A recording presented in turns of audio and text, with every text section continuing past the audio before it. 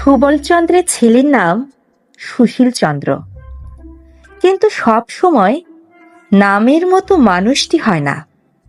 সুবলের শরীরে বল বেশ কিছুটা কমই ছিল এবং সুশীল খুব একটা শান্ত ছিল না।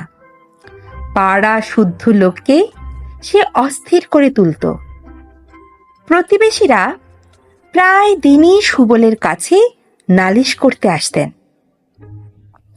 দাদা, আপনার ছেলেকে একটু শাসন করুন, রোজ গিয়ে আমার গাছের পেয়ারাগুলো খেয়ে আসে। আপনার তো পেয়ারা আমার শাশুড়ি বিক্রমপুর থেকে জলপাইয়ের আচার এনেছিলেন, সেই আচারের কৌটোগুলো রোদে দিয়েছিলাম কাল। ও হরি, ডেপো ছেলে কখন যেন সব আচার খেয়ে ফেলেছে।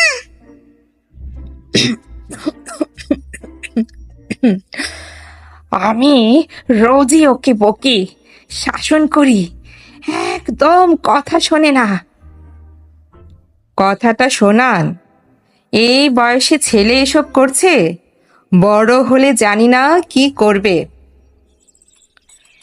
প্রতিবেশীদের আসতে দেখে সুশীল লুকিয়ে পড়েছিল। সবাই চলে যাওয়ার পর সুশীল যখন উঠোনে বেরোলো, সুবলের রুগ্ন শরীর তখন রাগে ফুঁসছে। পায়ের বাঁধ ভুলে গিয়ে ছেলেকে মারার জন্য ছুটলেন সুবল। দাঁড়া দাঁড়া রে হতভাগা, আজ তোর একদিন কি আমার একদিন। লোকের বাড়িতে গিয়ে আচার খাওয়া বের করছি আমি। নিবারণী তো বলল, জানিস উঠোনে মা আচারের কৌটো রোদে দিয়েছে, চল খেয়ে আসি। নিজের ছেলের কথাটা তো বললো না। নিবারণ ওর বাড়ির আচার চুরি করতে তোকে নিয়ে গিয়েছিল, ফাজলামি হচ্ছে। হ্যাঁ হ্যাঁ, দাঁড়া দেখাচ্ছি। বাপের হাজার ধমকেও সুশীল থামতো না। হরিণের মতো দৌড়ে বাড়ি থেকে বেরিয়ে যেত। বেতরোগী সুবলের কিল চড় চাপড় বেশিরভাগ দিনই সুশীলের নাগাল পেত না।